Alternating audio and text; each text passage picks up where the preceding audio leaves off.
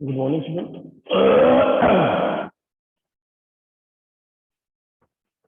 Good morning.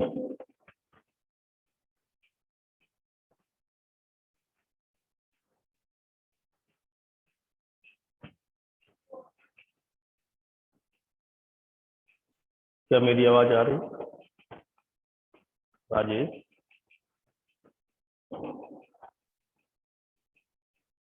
Good morning.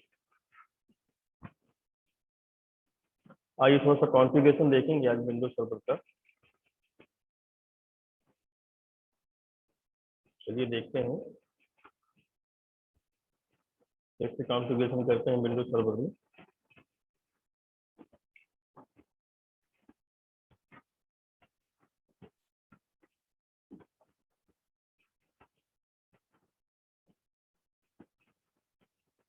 हम start करेंगे।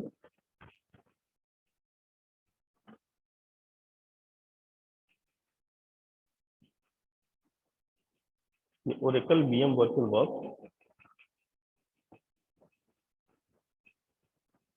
Start करेंगे।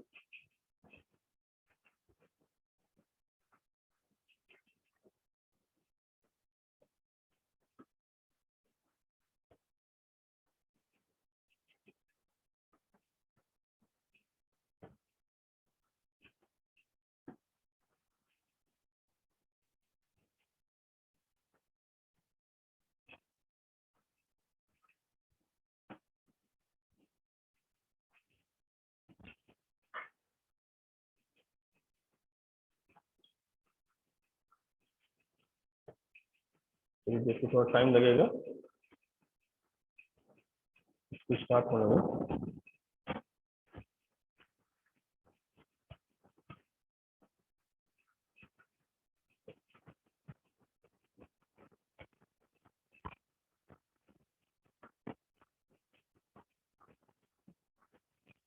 ये देखिए विंडोज सर्वर 2012 स्टार्ट।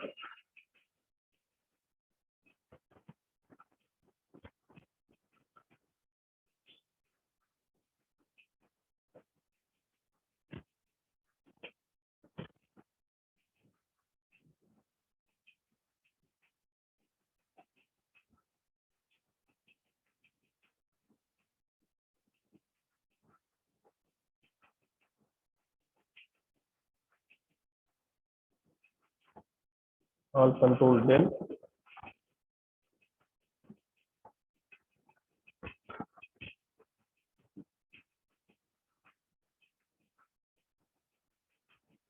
ये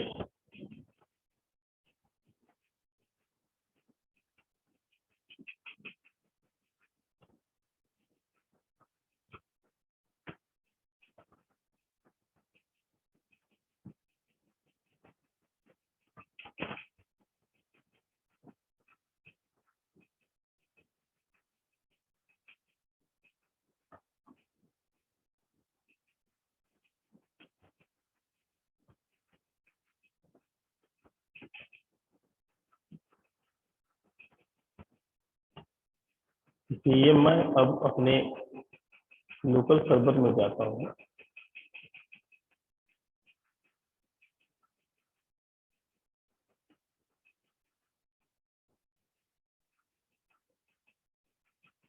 ये देखिए, ये देखिए मेरा सर्वर बना हुआ है DC1 के नाम से और डोमेन भी देखिए बना हुआ है SIK.com के नाम से। और मैंने यहाँ पे IP एड्रेस भी असाइन कर रखा है जैसे कि आपको देख रहे हैं। ये मेरी ADDS है और DNS है। तो अब मैं जरा अपने टूल की तरफ जाता हूँ और टूल में मैं देखता हूँ इसमें एक सर्विस है active directory user and computer, इसको हम बोलते हैं ADC। हेलो, इसको हम बोलते हैं यस ADC। सर। आवाज आ रही है मेरी? यस सर, आ रही है। हाँ ठीक है।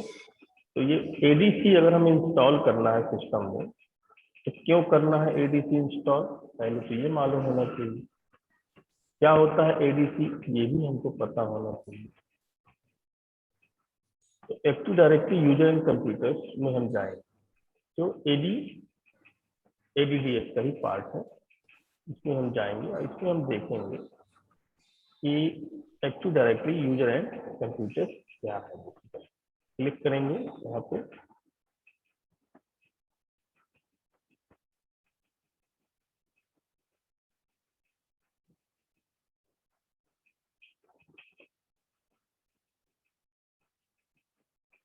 ये सर्विस खुल के आएगी।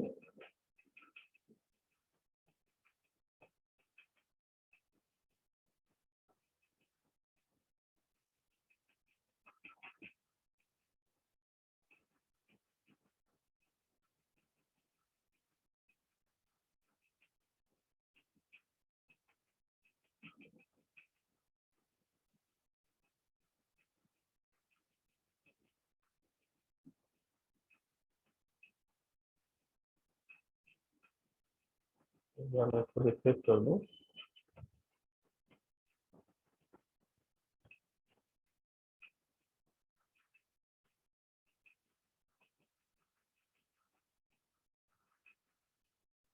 ठीक है ना, तो ये चीजें यहाँ पे मिल जाती है। ये यूजिंग एंड सर्विसेज नहीं होता है।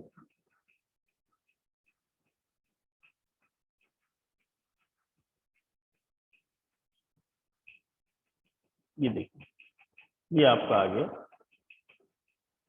Active directly user and computer. ये देखिए, यहाँ पे देखिए हमारा डोमेन बना हुआ है, आप देख रहे हैं। तो क्लिक करेंगे,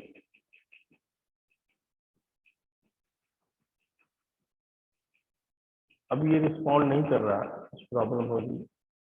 एनीवे अभी सही हो जाएगा। ये देखिए, ये रिस्पॉन्ड कर दिया। तो इसके अंदर जितने भी हमारे यूजर्स हैं, जितने भी हमारे ग्रुप हैं, और जितने भी यूजर हैं, जितने भी ग्रुप हैं, तो ये सब को हमारा ये डोमेन कंट्रोलर क्या करता है, कंट्रोल करता है।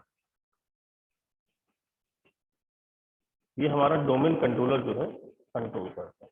जैसे कि हम देख सकते हैं, ये डोमेन हमारा कंट्रोल करेगा। अब बात क्या आती है, कभी कभी किसी भी ऑर्गेनाइजेशन में जितने भी डोमेन हैं, जितने भी हमारे यूजर्स बने हुए हैं, ये जितने भी हमारे ग्रुप बने हुए हैं, उन सबकी कंट्रोलिंग तो डोमेन के पास रहती है।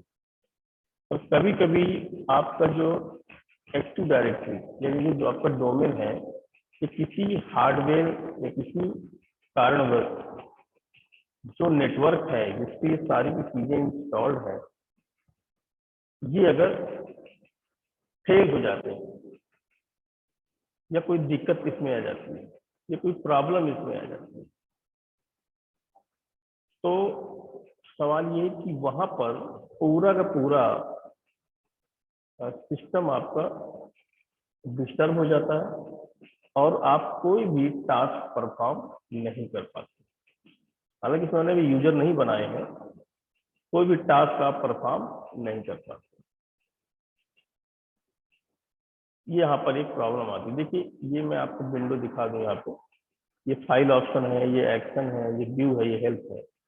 तो इसका यूज करके हम बहुत सारी चीजें कर सकते हैं। जैसे कि आपको कुछ सर हेलो, हाँ, सर दिख नहीं रहा है। क्या नहीं दिख रहा? सर स्क्रीन नहीं दिख रही है। ये नहीं दिख रही? नहीं सर, अब दिख रही है? दिख तो रही है सर, उसमें विंडो सर्वर जो 2012 लिखा है, इसके बाद जो न्यू सेटिंग डिस्कार्ड शो लिखा है, इसके आगे नहीं कुछ हो रहा है, इतना ही लिखा है। एक सेकंड, ये वाला स्क्रीन दिख रहा है आपको? Server, server manager, local server, नहीं सर, नहीं दिख रही है। ये कैसे हो सकता है बेटा? तो कैसे हो सकता है? अब दिख रही है? यस सर, अब दिख रही है। ओके, यहाँ पे हम टूल में गए थे और एक्टिव डायरेक्टरी यूजर है सर्विस में पहुंच गए।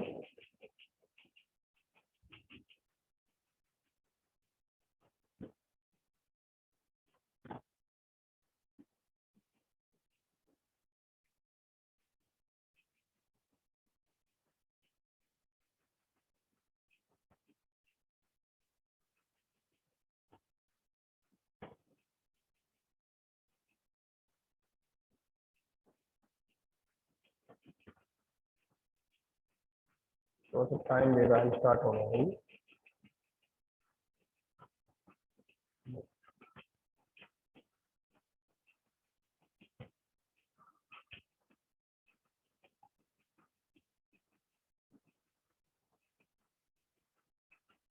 ओके, मैं यहाँ से कर देता हूँ स्टार्ट।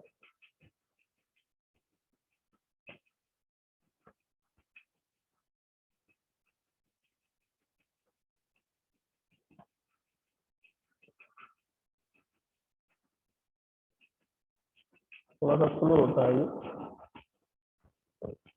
गलत हो गया है। ये आ गया।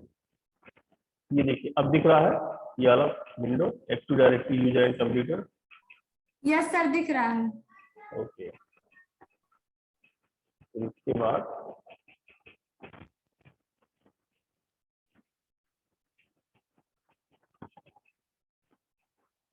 इसके अंदर जितने भी यूजर्स हैं, जितने भी ग्रुप्स हैं डोमेन के अंदर, वो सब के सब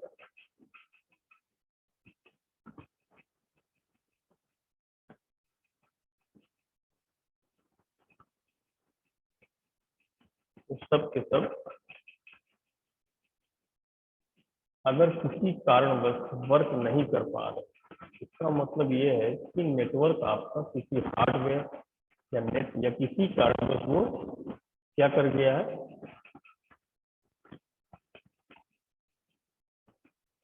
डिजिटल हो चुका है, किसी कारणवश उसका टास्क परफॉर्म नहीं कर पा रहा। तो रीजन कुछ नहीं है, मेन क्या होता है कि जितने भी यूजर और ग्रुप हमने किसी डोमेन के अंदर क्रिएट करते हैं या बनाते हैं, तो सब के सब किसी नेटवर्क की वजह से, अगर नेटवर्क आपका फेल हो जाता है तो पूरा का पूरा सर्वर आपका काम नहीं करता उस टाइम। तो ऐसी कंडीशन में हम एडीसी को इंस्टॉल कर देते हैं। और एडीसी को इंस्टॉल करने का मतलब ये है कि हम ये सारे के सारे काम हमारे एडीसी के थ्रू होते हैं, यानी हमें उन सबका बैकअप लेना पड़ता है। जो भी डोमेन के अंदर वर्क हो रहा था, यूजर जो वर्क नहीं कर रहे हैं, इस पूरे डोमेन कंट्रोलर का हमको एक बैकअप लेना होता है। वो बैकअप लेने के लिए हमें एडीसी को इंस्टॉल करना पड़ता है मशीन के अंदर। तो ये एडीसी के अंदर जो इंस्टॉलेशन है, ये केवल एक मशीन के अंदर नहीं हो सकता है। एक मशीन तो मैंने यहाँ बना रखी है। हम क्या करते हैं, एक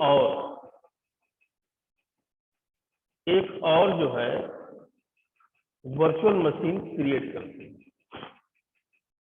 एक और वर्चुअल मशीन हम क्रिएट कर देते हैं, यानी कि विंडोज सर्वर 2012 को हम उसके अंदर इंस्टॉल कर देते हैं। ठीक है, यानी कि दो हम वर्चुअल मशीन यहाँ पे बना लेते हैं। तो उससे क्या होता है कि जब दो वर्चुअल मशीन आप अलग से बना लेते हैं, फिर इसके बाद हम उसमें एडीसी को इंस्टॉल करते हैं। ठीक, तो उसके लिए हमें सबसे पहले एक वर्चुअल मशीन बनानी है। तो आज तो वो पॉसिबल नहीं होगा, हमने आपको थ्योरी बेस पे इतना कुछ बता दिया। ठीक है, इतना ही थ्योरी आपको एडीसी के अंतर्गत देनी। ठीक, तो प्रॉपर तरीके से इंस्टॉलेशन इसमें जब हम कर देते हैं, तो हम एडीसी जब इंस्टॉल करेंगे, तो मान लीजिए एक नेटवर्क हमारा फेल हो जाता है, और उसके लिए क्या होता है कि हमको आईपी एड्रेस को असाइन करना पड़ता है। एक मशीन का आईपी एड्रेस कुछ और है, एक मशीन और क्रिएट करेंगे उसका आईपी एड्रेस कुछ और है, दोनों को अलग तरीके से बनाएं, फिर हम एडीसी को इंस्टॉल करते हैं। यानी हमको दो वर्चुअल मशीन की आवश्यकता पड़ेगी एडीसी को इंस्टॉल करने के लिए। ये आपको याद रखना है। जैसे कि देखिए, ये एक हमने डीसी मशीन बनाई, इस मशीन के अंदर देखिए हमारा एक डोमेन भी क्रिएट है ना, और यहाँ पे देखिए सारा कुछ हमारा बना हुआ, हमने यहाँ पे आईपी एड्रेस भी ऐसे यहाँ पे असाइन कर रखा है, जो कि आप देख रहे हैं। ठीक है, उसी तरह हमें एक और मशीन बनानी पड़ेगी जिसके पास ये सारी चीजें होंगी। ये चीजें हम यहाँ पर करेंगे।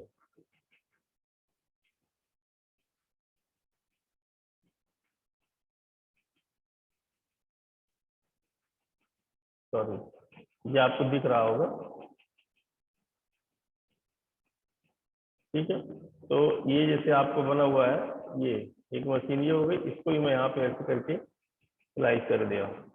तो ये आपकी मशीन 2 हो गई जो आपके सामने रखी हुई। इसी तरह एक और हम वर्चुअल मशीन यहाँ पे क्रिएट कर लेंगे नॉर्मल तरीके से। एक और वर्चुअल मशीन बनाएंगे नए नाम से, और उसको हम अलग से ओपन करेंगे। तो यानी कि 2 वर्चुअल मशीन आपकी यहाँ पे ओपन होगी। तो ऐसे मैक्सिमाइज करके हम इसको करेंगे, ठीक है ना। मैक्सिमाइज करके ही हम करेंगे। तो इसी तरह का एक और प्लेटफॉर्म हम बनाएंगे और इसके बाद उसको अलग अलग इंस्टॉलेशन में ले जाएंगे। ये हमें याद रखना है, ठीक है ना। तो जैसे कि हमने कल बात की थी,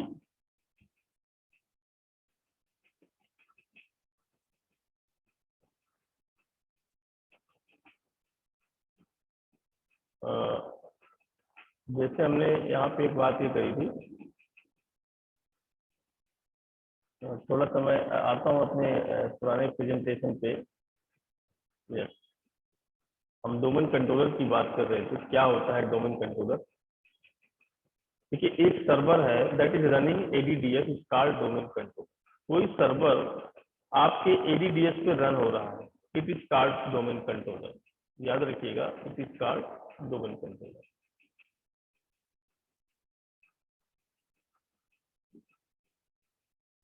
ठीक है। तो आपने जैसे कि देखा कि कोई भी सर्वर किसी मशीन पे रन हो रहा है, यानी कि एडीडीएस आपका सर्वर, ऐसा सर्वर जो एडीडीएस पे रन हो रहा है उसे हम कहते हैं डीसी, यानी कि डोमेन कंट्रोलर। और domain controller host and replicate, ये होस्ट होता है, replicate the directory services database inside the forest, जो कि फॉरेस्ट के अंदर होता है। यानी कि फॉरेस्ट के अंदर जो डायरेक्टरी सर्विस डेटाबेस है उसके अंदर ये होस्ट और रेप्लिकेट होता है आपका DC. Directory service also provide a service for managing and authenticating resources in the forest. Forest के अंदर ये जो आपका डायरेक्टरी सर्विस है, जिसको डायरेक्टरी यानी कि फोल्डर सर्विसेज है, ये आपको सर्विसेज प्रोवाइड करती है ऑथेंटिकेशन रिसोर्स के लिए या मैनेज रिसोर्स को मैनेज करने के लिए, ऑथेंटिकेटिंग करने के लिए फॉरेस्ट के अंदर। These server host essential services ADDS, ये सारे के सारे सर्वर जो है एडीडीएस सर्विस पे होस्ट होते हैं। जैसे आपका केडीसी, क्रोब्रोस की डिस्ट्रीब्यूशन सेंटर, जैसे कि आपका नेट लॉगिन, जैसे आपका विंडोज टाइम, जैसे आपका इंटरसाइट मैसेजिंग, ये सारी चीजें आपके एडीडीएस सर्विस में, एसेंशियल सर्विस पे आपकी होस्ट होती है। जितने भी सर्वर, सारे server host essential service ADDS, essential services in ADDS, यानी जितने भी सर्वर हैं, दीज सर्वर होस्ट, सब होस्ट होते हैं आपके एडीडीएस सर्विसेज पे। अब एक्टिव डायरेक्टरी ऑब्जेक्ट, देखिए 2 तरह के ऑब्जेक्ट होते हैं एक्टिव डायरेक्टरी, कंटेनर ऑब्जेक्ट और लीफ ऑब्जेक्ट। जो कंटेनर ऑब्जेक्ट होते हैं, these object can contain other object inside them, यानी कि ये ऑब्जेक्ट किसी दूसरे ऑब्जेक्ट के अंदर हो सकते हैं। And we can make a collection from them, जैसे फॉरेस्ट, जैसे एग्जाम्पल तौर पे फॉरेस्ट हो गया, ट्री हो गया, डोमेन्स हो गया, ऑर्गेनाइजेशन यूनिट हो गए, ये सब के सब कंटेनर ऑब्जेक्ट, याद रखिए ये कंटेनर ऑब्जेक्ट के अंदर आते हैं। लीफ ऑब्जेक्ट जो होते हैं वो किसी दूसरे ऑब्जेक्ट के अंदर कंटेन नहीं हो सकते, जैसे यूजर, जैसे कि कंप्यूटर, जैसे कि प्रिंटर। तो प्रिंटर का आपका लीफ ऑब्जेक्ट कहलाता है, कंप्यूटर आपका लीफ ऑब्जेक्ट है, यूजर आपका लीफ, जो किसी दूसरे ऑब्जेक्ट के अंदर नहीं हो सकते। पर ये सब आपके कंटेनर ऑब्जेक्ट हैं जो दूसरे ऑब्जेक्ट के अंदर हो सकते हैं। जैसे कि फॉरेस्ट, ये ट्री है, एक डोमेन के अंदर दूसरा डोमेन, ये डोमेन बन सकता है। जैसे कि आप ये डोमेन के अंदर डोमेन है, इसके अंदर आपकी ऑर्गेनाइजेशन यूनिट है, इसके अंदर आपका ओयू बन सकता है। This is a forest, this is a tree. तो common technology active directory concept में से स्कीमा होती है, ग्लोबल कैटलॉग होता है, फॉरेस्ट रूल्स डोमेन होता है, साइट्स होता है, ये चीजें होती हैं यहाँ पे। तो इनके बारे में डिटेल हम देखेंगे अब कल से अभी मैंने थोड़ा सा एक बेसिक बताया था डीसी का क्या होता है, अब इनके बारे में हम बाद में देखेंगे अलग अलग कि light weight directly access LDAP क्या है, और ये सारे सारे स्कीमा क्या है, ग्लोबल कैटलॉग क्या है, और इस रूट डोमेन क्या है, साइट्स क्या है, ये डिटेल में देखेंगे। कल से आपकी क्लास जो ऑफलाइन होगी उसमें हम बात करेंगे। ओके, किसी कुछ पूछना हो तो पूछ सकते हैं। नहीं सर, नहीं पूछना।